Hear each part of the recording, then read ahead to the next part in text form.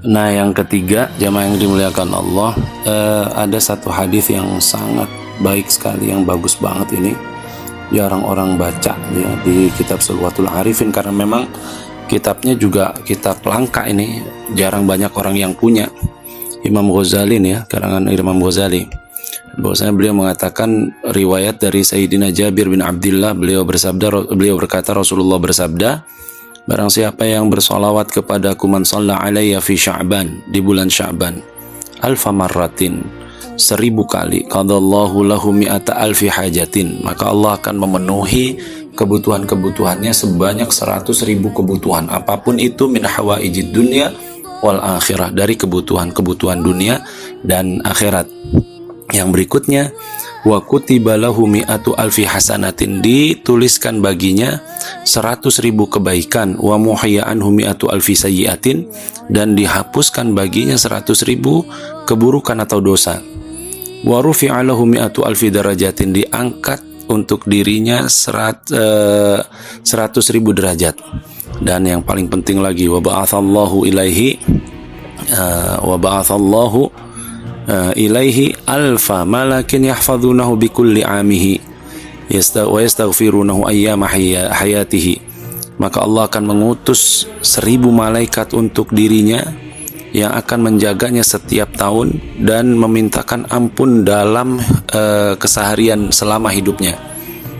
Dan faidha mata, kalau dia meninggal dunia pada tahun itu, qamu ala qabrihi, maka 1000 malaikat itu akan berdiri mengelilingi kuburannya, yaktubuna lahul hasanat, menuliskan beribu-ribu kebaikan, ila yaumil qiyamah, sampai hari kiamat.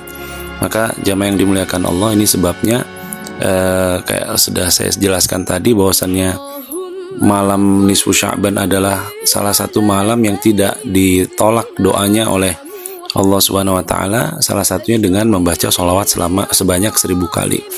Jadi nanti kita siapkan juga hajat-hajat kita di dunia dan di akhirat, supaya bisa kita mintakan nanti setelah membaca sholawat. Nanti kita siapkan untuk atau berikan waktu kepada jamaah untuk berdoa masing-masing.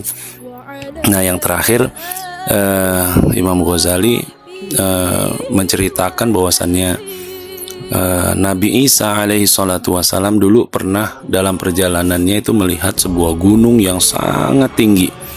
Karena gunung ini sangat tinggi, mungkin ini bukan gunung biasa nih, bukan gunung yang ada di dunia mungkin ya.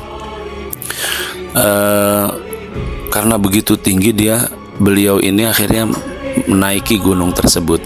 Sampai di atasnya Nabi Isa alaihi salatu wassalam melihat ada sebuah bongkahan batu yang sangat besar, berwarna lebih putih daripada susu.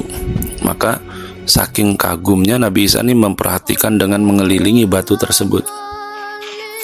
Maka pada saat Nabi Isa dalam ketakjubannya, Allah memberikan wahyu kepada Nabi Isa, ya Isa, atuhibbu an ubayyina laka ajaba mimma tara, apakah ingin aku perlihatkan sesuatu yang lebih menakjubkan dari apa yang kau lihat sekarang ini? Maka Nabi Isa mengiyakan, na'am ya Rabb, iya Tuhan, saya pengen ditunjukkan sesuatu yang lebih hebat lagi.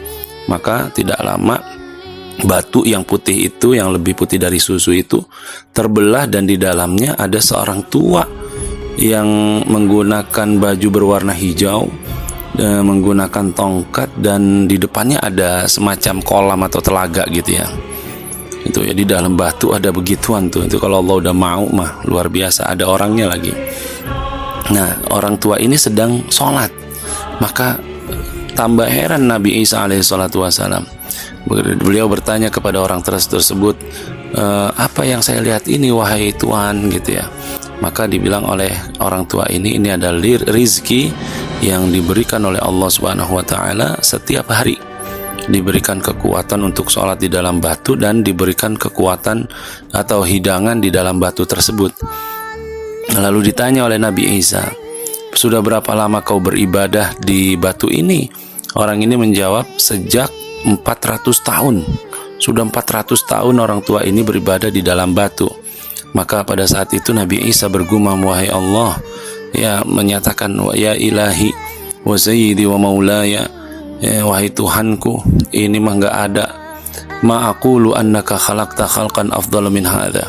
Kayaknya nggak ada kau ciptakan makhluk yang lebih mulia daripada orang tua ini. Tapi Allah berkata lain, fa'auhallahu ilaihi anna rajulan min ummati Muhammadin sallallahu alaihi wasallam adraka syahra Sya'ban. Kata Allah, ada seorang laki-laki dari umatnya Nabi Muhammad, atau seorang yang dari umatnya Nabi Muhammad, kalau dia menemukan bulan Sya'ban, kemudian fasalla lailatan nisf, kemudian dia melaksanakan sholat di malam pertengahan bulan Sya'ban, artinya menghidupkan malam nisfu Sya'ban dengan sholat, itu lebih fahuwa afdal indi min ibadati hadza arba'umi'ati sanatin. Ini lebih baik daripada, menurutku, kata Allah, daripada orang yang sudah beribadah selama 400 tahun. Maka disitulah Nabi Isa mengatakan, ya laitani kuntu min ummati Muhammadin sallallahu alaihi wasallam. Seandainya saya bisa menjadi umatnya Nabi Muhammad sallallahu alaihi wasallam. Ini satu hal yang sangat besar, jamaah yang dimuliakan Allah. Jadi menguatkan kita. Jadi yang saya rangkum, di bulan Sya'ban itu berpuasa mau kapan saja, gitu ya, berpuasa perbanyak, kemudian hidupkan malam pertengahan bulan Sya'ban, gitu ya. Yang ketiga, memperbanyak sholawat, karena bulan Sya'ban ini juga dinamakan dengan syahrus sholah, bulannya sholawat kepada baginda Nabi. Karena memang karena itu tadi, karena bulan Sya'ban disebut adalah bulannya Rasulullah Shallallahu Alaihi Wasallam.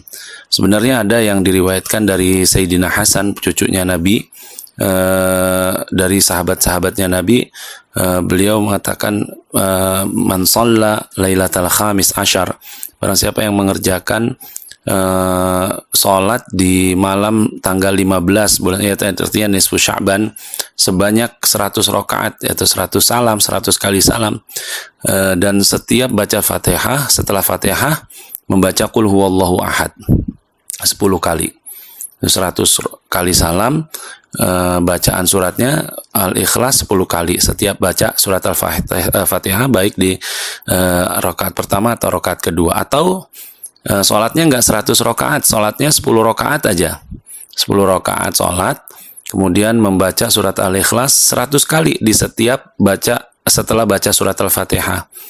Ini kayaknya berat banget ini ya. Maka kata Sayyidina Hasan, maka Allah akan memenuhi seluruh hajat yang dimintanya pada malam itu. Kalaupun dia termasuk dicatat oleh Allah termasuk orang yang tidak beruntung, yang merugi, maka nanti akan digantikan dari namanya atau dihapuskan namanya dari buku orang-orang yang dicatatkan yang merugi, diganti menjadi orang-orang yang bahagia. Artinya nggak bakal dia akan syaqi, dia dijamin masuk ke dalam surganya Allah Subhanahu wa taala. Tapi kayaknya ini berat banget. Ya udahlah, kita kerjain yang bisa-bisanya kita. Rebo, Kemis, Jumat, terus baca Yasin, buka bersama, baca Yasin 3 kali, malamnya tahajud, sholawat 1000, tambah la ilaha illallah 100, nanti tambah istighfar 100, kayaknya udah cukup. Dan dengan yang sedikit ini, mungkin dalam hidup kita belum pernah ngerjain kayak begini, ya punya kesempatan, diberi kesempatan oleh Allah, ayo kita kerjain sama-sama, karena kalau sama-sama menjadi ringan gitu ya. Saya kira demikian. Terima kasih atas perhatiannya.